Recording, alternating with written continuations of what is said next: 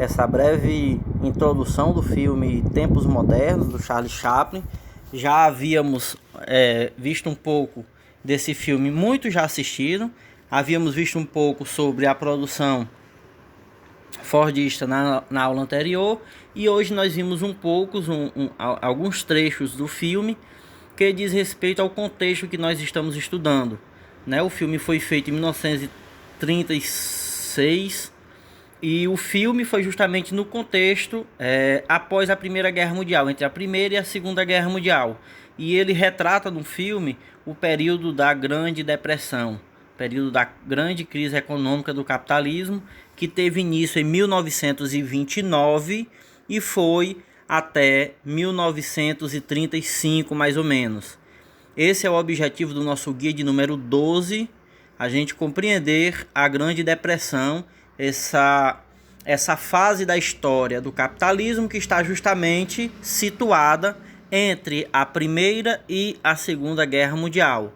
Lembrando que nós estamos estudando já desde a semana passada, que nós começamos o segundo bimestre, o período entre guerras, entre a Primeira e a Segunda Guerra Mundial. O que foi que aconteceu logo após a Primeira Guerra Mundial? Vimos na aula passada. Vimos um período de grande crescimento econômico durante a década de 1920, entre 1920 até 1930.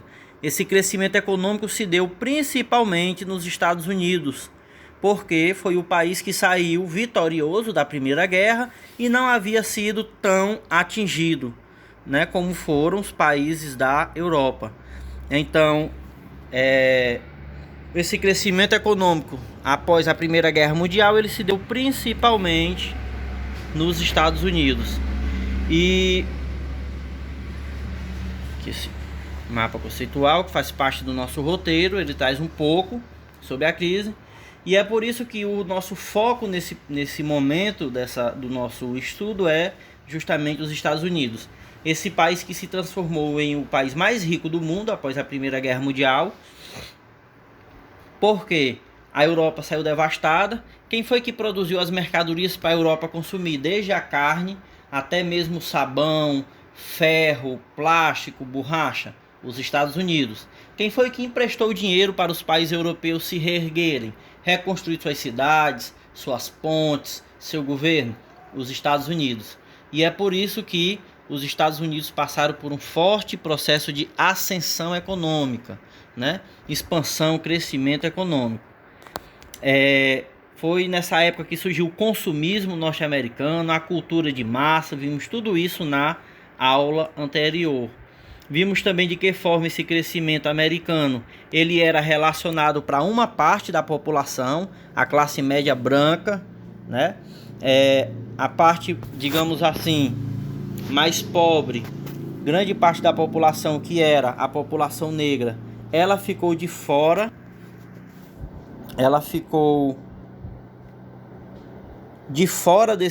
desse crescimento econômico. Né? A população negra continuou sendo perseguida. Nós vimos aqui algumas seitas brancas, as SWAPs, né?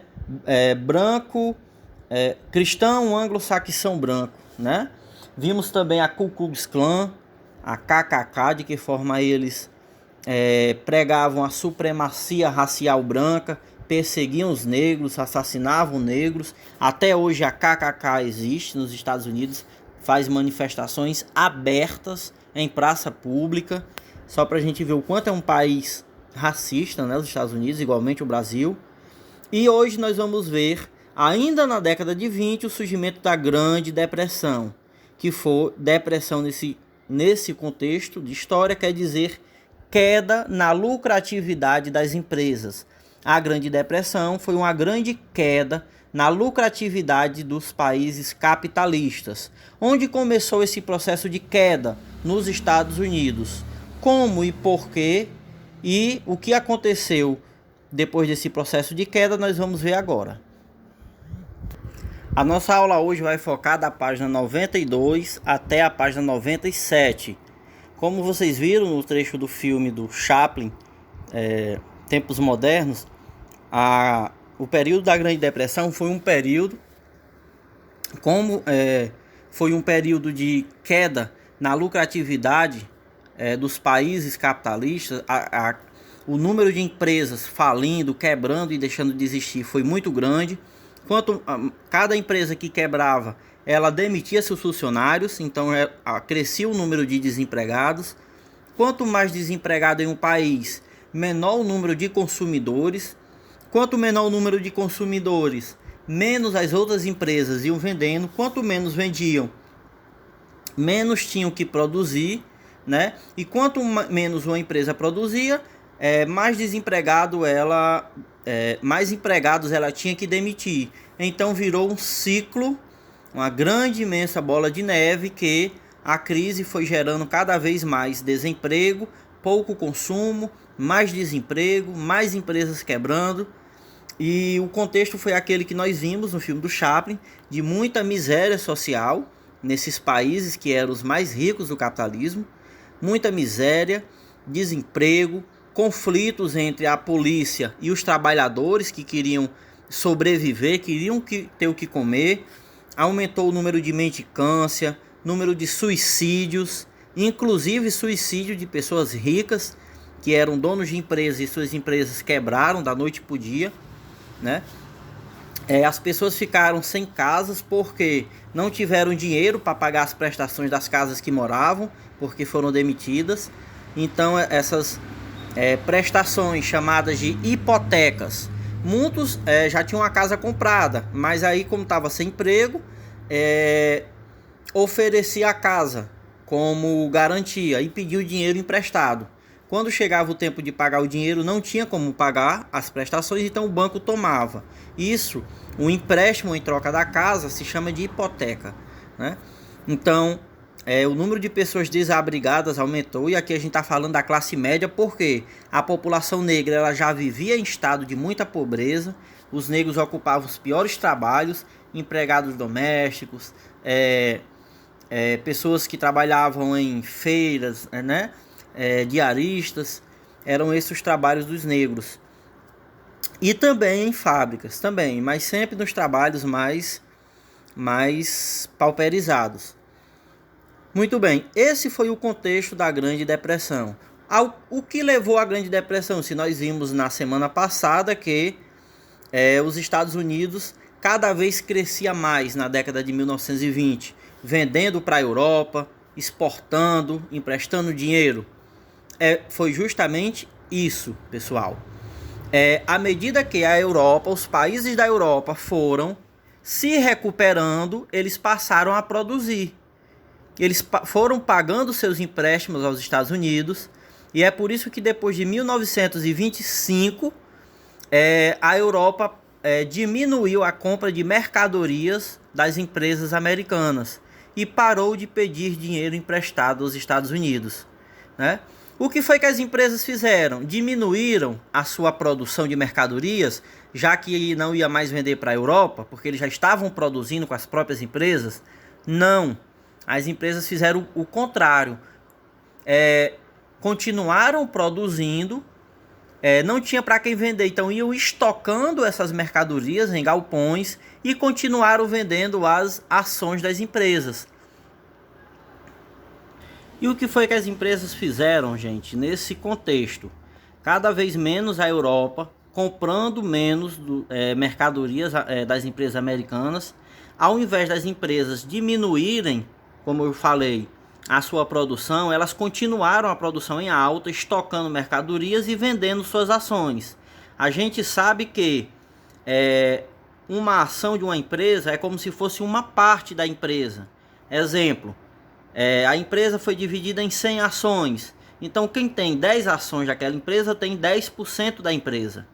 Quem tem 50% das ações tem 50% das empresas, daquela empresa. É um exemplo. E as empresas continuaram vendendo as suas ações na Bolsa de Valores. A mais rica delas era a Bolsa de Valores de Nova York, que fica em Wall Street, que é uma área de Nova York, um centro financeiro, que ele é todo feito de bancos. É o ponto mais rico dos Estados Unidos, porque é lá que a sede de todos os bancos, de todos os negócios é feito justamente em Wall Street, em Nova York. E aí as empresas continuaram vendendo suas ações e outras empresas comprando, outros países comprando, outras pessoas também comprando essas ações, acreditando que essas empresas estavam lucrando. Com o passar do tempo, cada vez menos essas empresas lucravam, e como os estoques de mercadoria estavam cada vez maiores, essas empresas estavam tendo prejuízo. Estava produzindo e ao invés de vender, estava guardando, estocando, né? E elas esconderam isso, né? Elas mostravam nos balanços mensais que elas estavam vendendo, estavam lucrando, e por causa disso, bancos, empresas e pessoas continuavam comprando as ações delas. Nessa imagem aqui você vê todo um sistema financeiro de bancos, né? Na beira do abismo. O que foi essa beira do abismo aqui? Quando não deu mais para esconder, né? A empresa não tinha lucros para dividir com os acionistas, então as empresas tiveram que assumir que não tinha nenhum lucro e nenhuma venda, já fazia meses, talvez até anos, né? Elas tinham, na verdade, era um monte de dívidas, certo? E aí se descobriu que grandes empresas de geladeira, televisores, comida enlatada, borracha, tinham milhões em dívida. E as pessoas que tinham as ações, acreditando que estavam ricos, na verdade eram pobres, porque tinham investido tudo nas ações. Muitas empresas colocaram seu dinheiro para comprar as ações dessas empresas e, na verdade, o que tinha era dívida, né? Então foi aí que houve a queda da Bolsa de Nova York.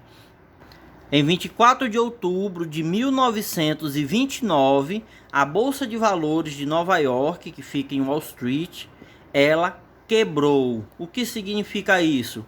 Significava que as empresas que estavam vendendo e comprando ações, ou seja, partes de outras empresas, na bolsa, a bolsa é como se fosse um grande leilão, várias pessoas comprando e vendendo partes da sua empresa ou de outras. Na verdade, essas ações não tinham valor nenhum. As pessoas estavam comercializando quando souberam da verdade. Essas empresas não tinham lucro, não tinham valor nenhum, na verdade estavam endividadas, né? Sem ter como pagar até mesmo funcionários. Então, a bolsa, isso levou à quebra da bolsa, ou seja, não havia dinheiro para nem comprar e nem para vender ações, né? A bolsa quebrou. É como uma pessoa que tem dinheiro e de uma hora para outra se vê sem dinheiro para pagar a luz, para pagar água, para comprar alimento, para se vestir, para nada, né? Ela quebrou. Foi isso que aconteceu com a Bolsa de Valores de Nova York. A data simbólica é 24 de outubro de 1929. Essa quebra da bolsa, ela rapidamente causou um pânico em todos os Estados Unidos e se espalhou por todos os países da Europa, da América. Por quê? Como eu disse, essas empresas vinham mentindo durante toda a segunda metade da década de 20, dizendo que estavam lucrando, que continuavam vendendo, mas na verdade não estavam lucrando mais, né? Porque a Europa já havia se recuperado. E aí essas empresas de outros países que compravam ou vendiam para essas empresas descobriram que se vendia não ia mais receber, né? E se compravam, na verdade não tinham mais chance de lucrar com nada, porque essas empresas estavam falidas. E aí é muito importante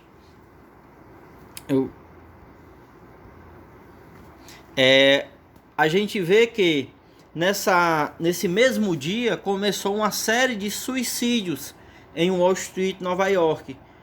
Vários empresários que se consideravam milionários, bilionários na época, descobriram que na verdade aquelas empresas que eles tinham comprado as ações estavam falidas, e eles, como investiram todo o dinheiro dele na compra daquelas ações, também estavam falidos.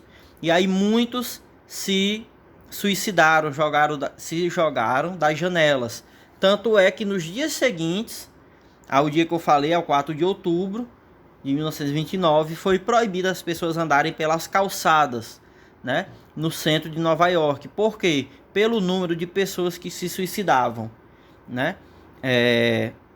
Então as pessoas tinham que andar pela rua, né? E outro ponto importante é que essa quebradeira foi aí, ela começou nos Estados Unidos, mas ela se espalhou como um efeito dominó pelo mundo inteiro. Por quê? As empresas eram americanas, mas empresas de outros países, governos de outros países, compravam ações dessas empresas, achando realmente que essas empresas estavam lucrando, iam cada vez lucrar mais. Então, essas pessoas que compravam essas ações e investiam seu dinheiro, seu recurso, eles também faliram, porque essas empresas faliram. Então a certeza de lucro deles veio abaixo. E aí a crise se espalhou dos Estados Unidos para a Europa e para os outros países que comercializavam com os Estados Unidos, né? Inclusive os países da América, como o Brasil. Então, a quebra da Bolsa de 1929, ela se tornou na Grande Depressão de 1929, que durou até 1932, até 1935 nos Estados Unidos. No resto do mundo durou ainda muito mais. Aqui nessa imagem a gente tem mais ou menos um vislumbre como seria, como foi. Nós temos aqui da Bolsa de Valores nos Estados Unidos, pegando para o Brasil. Teve a queda do preço do açúcar, porque os Estados Unidos eram um dos principais compradores de açúcar do Brasil. E agora não tinha mais os Estados Unidos para comprar esse açúcar. Então o que foi que aconteceu com o preço do açúcar? Caiu. A queda no preço do café, né? 75% das exportações do Brasil era para os Estados Unidos. Ou seja, 3/4 da produção brasileira era para os Estados Unidos. E aí, para quem que o Brasil iria vender esse café agora? Não tinha para quem vender. Então o café ficou estocado, né? O preço do café caiu.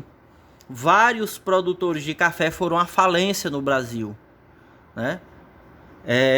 No resto do mundo também teve a queda do preço da borracha, a queda do preço da carne, a queda do preço do cacau, diversos outros produtos que eram comercializados com os Estados Unidos foram abaixo.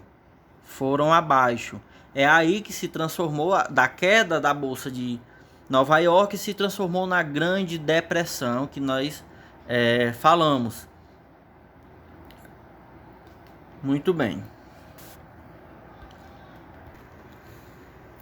Então, pessoal, os efeitos da crise de 1929, como a gente já viu, foi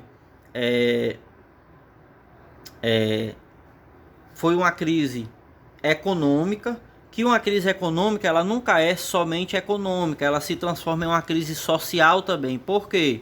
A economia é a esfera da sociedade que regula a produção de riqueza. Nós vivemos em uma sociedade capitalista, ou seja, a riqueza ela é concentrada na mão de uma classe, que é a classe que é proprietária das empresas, dos bancos. Como é que vive todo o resto da população? Vive como assalariado, ou seja, vende a sua força de trabalho em troca de um salário. E aí, quando as empresas estão com pouca lucratividade ou com a lucratividade em queda, como foi no caso da crise de 29, toda a sociedade passa a ser atingida. Empregados são demitidos, quem continua empregado tem o seu salário diminuído, né? Com as pessoas que são demitidas, muito caem na miséria, na pobreza, na bebedeira, na prostituição, vão morar em favelas, né? Crescem, surgem as favelas. Então esse é um contexto social da crise. Nós vimos um pouco na charge do Charlie Chaplin, no filme dele, o contexto da crise, no caso lá nos Estados Unidos, né?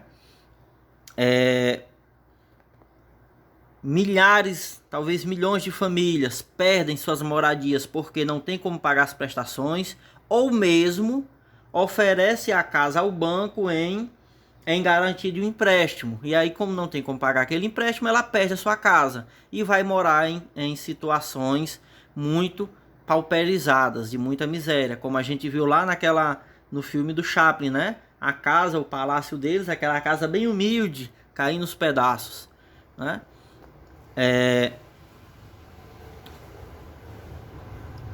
Dentro das cidades, a Grande Depressão, que se instalou depois da quebra da Bolsa de Nova York, foi o número de desemprego subiu para cerca de 80%, em alguns lugares 90%, ou seja, 9, 8, 7 trabalhadores a cada 10 ficaram desempregados, né? Quem já era desempregado continuou, e dos que eram empregados, né, 8, 7 ou 9 dos 10 que eram empregados foram desempregados. Então as filas por emprego eram enormes, né?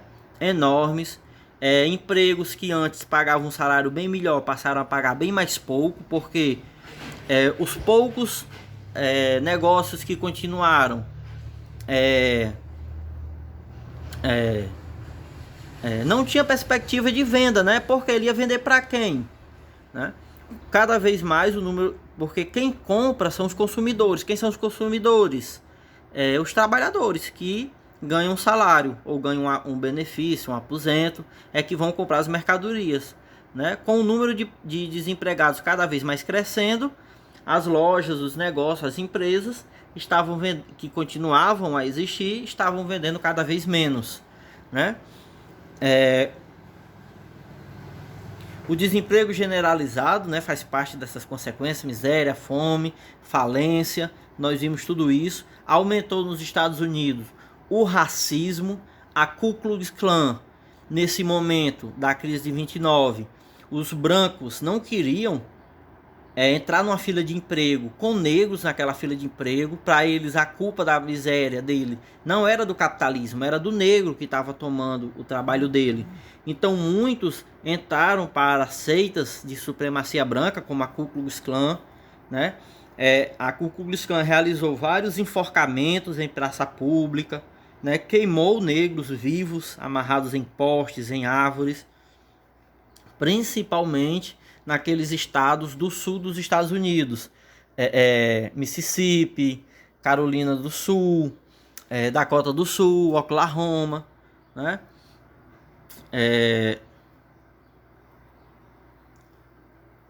Deixa eu ver.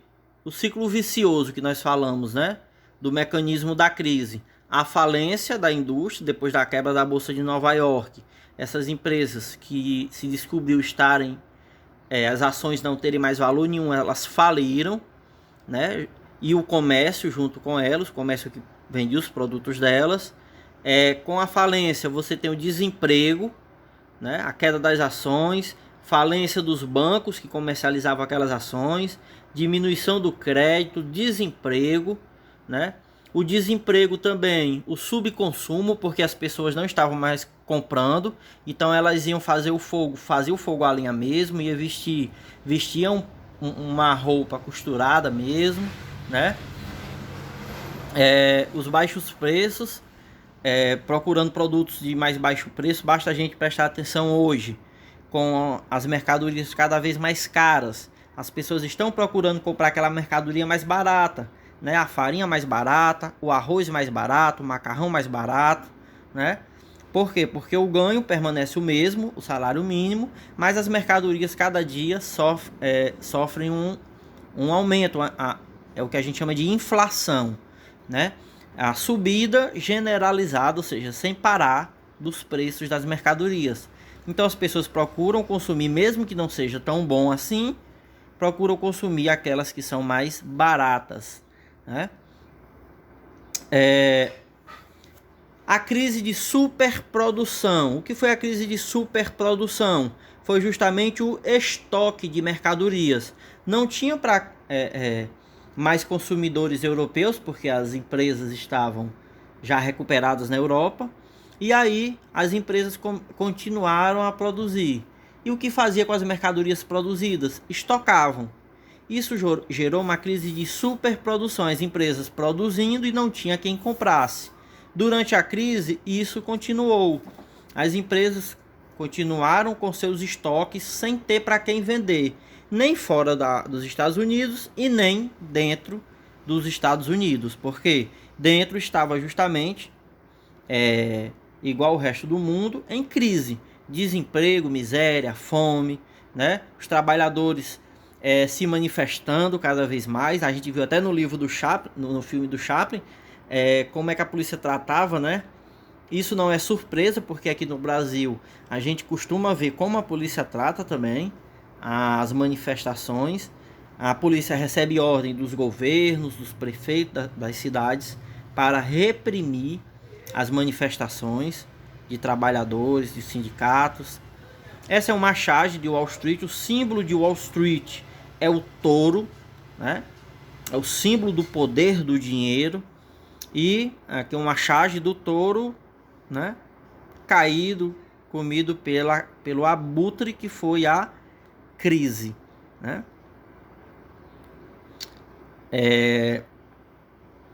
Mundializa-se a crise, ou seja, a crise se espalhou pelo mundo, aquele processo dominó que nós vimos, a propagação para os países dependentes dos Estados Unidos, como o Brasil, por exemplo, que vendia 75% do seu café para os Estados Unidos. De uma hora para outra, os Estados Unidos parou de comprar o café do Brasil. Então, o que aconteceu com o preço do café? Foi lá para baixo. O que aconteceu com os produtores de café? Faliram, né? Isso aconteceu no Brasil, mas também nos países da Europa. E o que foi que começou a crescer nesses países? Junto com a miséria, com a fome, com a pobreza, começou a crescer aqueles movimentos políticos de direita. O que é um movimento político de direita? Aquele movimento que diz que a culpa é dos trabalhadores, a culpa é dos manifestantes, a culpa é de quem está reclamando. A culpa não é do capitalismo, é de quem está reclamando dele, né? Dos trabalhadores, dos sindicatos, dos partidos políticos. Nessa época, é aqui que a Revolução Russa vai ganhar destaque. Por quê? Durante toda a grande crise, a Rússia vivia o contrário. Crescimento econômico, produção de muita fartura, né? Porque os planos de desenvolvimento econômico da Rússia, ele visava a construção de um grande projeto de agricultura e também de mecanização da agricultura, né? Automatização da agricultura. Então, a União Soviética se tornou imensamente rica, tanto industrialmente como na agricultura. E aí o comunismo, vários países do mundo foram passando para o lado da União Soviética, da Rússia. E aí esses países começaram a ter grupos políticos dizendo: tá vendo aí esses políticos? Eles são muito frouxos, eles são muito mole. Eles estão deixando o comunismo se espalhar. Se deixar, esses movimentos, esses sindicatos vão transformar o nosso país numa Rússia comunista. Não vamos deixar isso acontecer, não.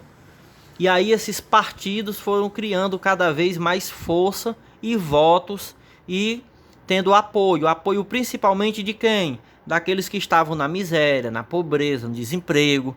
Esses países chegavam e diziam: olhe, você está passando fome, está desempregado por causa dos comunistas, por causa desses sindicatos que ficam fazendo greve, que ficam fazendo manifestação. Se a gente ganhar as eleições, nós vamos prender esse povo, né? Vamos expulsar do nosso país, vamos deportar. Eram nesse intuito os discursos que eram feitos, né? E aí cresceram os governos que mais à frente nós vamos ver chamar de fascismo e nazismo, né? E aqueles governos que eram democráticos perderam força, foram tidos como fraco. Por quê? Justamente porque eram acusados de terem deixado a crise acontecer. O Neudel, isso é muito importante, né? O Neudel que foi, cadê aqui? Esse novo acordo ou novo tratado, New Deal, ele foi o programa, um programa aprovado, né, encomendado pelo presidente norte-americano recém-eleito na época, Franklin Delano Roosevelt, de 1932. Ele encomendou esse programa ao economista inglês, o John Keynes, né? John Maynard Keynes. Ele era economista e ele dizia que para sair da crise era necessário que o governo, o Estado, intervisse na economia. Como? Primeira coisa, investindo em obras públicas. Esse investimento em rodovias, aeroportos, portos, hidrelétricas, em obras públicas, ia chamar muita gente para trabalhar na construção civil. Quanto mais gente trabalhando em mais obra, mais cimento tinha que ser produzido. Quanto mais cimento produzido, mais ferro e aço tinha que ser produzido, mais energia, mais carvão. Então as obras iriam mobilizar toda a economia. E aí, com esse dinheiro, os trabalhadores já iriam consumir outros produtos que iria fazer com que a produção aumentasse em outras empresas, né? Roupa, calçados, televisores, enfim. Outro ponto importante era o governo controlar a produção das empresas, não deixar mais acontecer a superprodução, ou seja, não controlar deveria-se controlar o estoque das empresas, não deixar elas produzir demais para estocar, porque isso iria fazer com que essas empresas novamente viessem à falência. Então, cada empresa iria ser fiscalizada pelo governo para saber se não estava produzindo além daquilo que as vendas permitissem. Porque era uma chance dessas empresas mentirem novamente, dizer que estavam lucrando, vendendo bilhões de mercadoria e na verdade estavam estocando, tudo isso para vender ações. Então o governo deveria evitar isso novamente. E outro ponto, o que aconteceria com os estoques que as empresas tinham acumulados? O governo deveria comprar esses estoques de mercadoria, de alimento, e aí deveria dar para, olha só a contradição, essas mercadorias compradas pelo governo deveriam ser dadas à população pobre, carente? Não. Deveriam ser queimadas ou jogadas ao mar. E assim foi feito. O governo comprou bilhões de toneladas de mercadorias. Ao invés de serem doadas, elas foram queimadas e jogadas ao mar. Por quê? Porque as pessoas, se recebessem aquela mercadoria, não comprariam. Então as pessoas tinham que continuar precisando para poder comprar. E no que ela comprasse, ela estaria dando lucro à empresa, né? Essas eram as ideias do John Maynard Keynes, que formulou um conjunto de ideias chamadas de keynesianismo, né? E serviram de base para o governo norte-americano implementar o New Deal. Vieram junto a isso empréstimos às empresas, né? Ao mesmo tempo, o fortalecimento do salário mínimo para os trabalhadores que conseguissem emprego comprarem. Esse conjunto de ideias foi o chamado Novo Acordo, né? O New Deal. O New Deal, ele conseguiu construção de obras públicas, como eu já falei, né? Leis trabalhistas. Foi criado o seguro-desemprego para aquele trabalhador que fosse demitido. Ele, durante aqueles 6 meses, ele ficava recebendo um salário, enquanto arrumava outro emprego. Qual era a finalidade? Ele não parar de consumir, né? A abolição do trabalho infantil, a jornada de trabalho reduziu e fixou em 8 horas, que já era a jornada de trabalho utilizada nas fábricas do Henry Ford, lembram? Né? O criador do Fordismo, ele já utilizava as 8 horas de trabalho. O salário mínimo foi estipulado, né? Também de acordo com o salário pago pelo Henry Ford nas fábricas dele. Legislação social, o governo deveria dar direito à educação, saúde. Para quê? Para que a pessoa não gastasse com isso. Ele pudesse gastar o quê? Comprando roupa, comprando móveis. e aí ia dar lucro à empresa, porque se ele tivesse que gastar pagando um tipo de escola ou saúde, ele já não podia gastar esse dinheiro comprando de uma empresa, né? Então o governo deveria dar isso para que a pessoa gastasse todo o seu dinheiro comprando as mercadorias que dariam novamente lucro às empresas. O Neldel recuperou os Estados Unidos. Juntamente com o Neldel aqui nós temos algumas pontes, como a ponte de São Francisco, muito conhecida, né? Aqui nós temos também a construção de grandes obras públicas como rodovias, ferrovias, portos, hidrelétricas, né? Os Estados Unidos se recuperou e a partir desse momento, de 1932, que começou a recuperação, né, implementada pelo Roosevelt, que o presidente eleito, os Estados Unidos começou inclusive a emprestar dinheiro para países aliados como os países europeus, né? Esse foi o Neldel. Eu acho que a gente já se estendeu.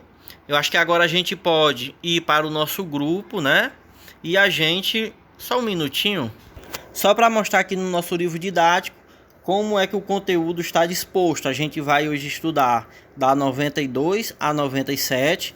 Então nós temos, a gente já falou, né, as causas que levaram à crise de 1929, a quebra da Bolsa de Nova York. O que foi essa quebra?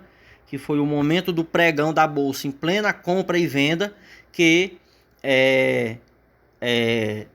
essas empresas não conseguiram mais esconder que estavam havendo prejuízo, né? Já faziam meses e meses que não tinham venda, estavam apenas estocando as mercadorias.